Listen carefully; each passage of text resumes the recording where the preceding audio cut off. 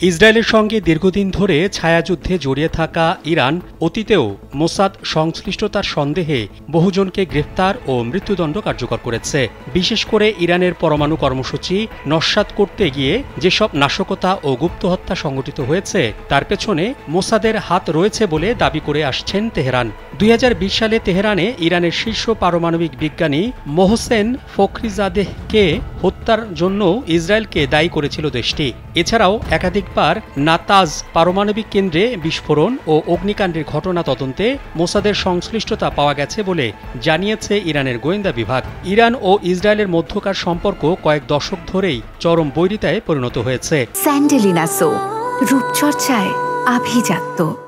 পারমাণবিক কর্মসূচি, আঞ্চলিক প্রভাব বিস্তার এবং সিরিয়া ও লেবাননের মতো তৃতীয় পক্ষের মাটিতে ছায়াযুদ্ধের মাধ্যমে এই উত্তেজনা দীর্ঘদিন ধরে চলমান। এবার ইসরায়েলের গোয়েন্দা সংস্থা মোসাদের সঙ্গে সম্পৃক্ত দুই ব্যক্তিকে আটক করেছে ইরান। বিস্ফোরক ও বিভিন্ন ইলেকট্রনিক্স ডিভাইস প্রস্তুত করার সময় হাতে নাতে তাদের গ্রেফতার করে ইরানের নিরাপত্তা বাহিনী। আলবোর্জ প্রদেশ থেকে তাদের গ্রেফতার করা হয় বলে জানিয়েছে সে দেশের আধা সরকারি সংবাদ সংস্থা তাসনিম নিউজ।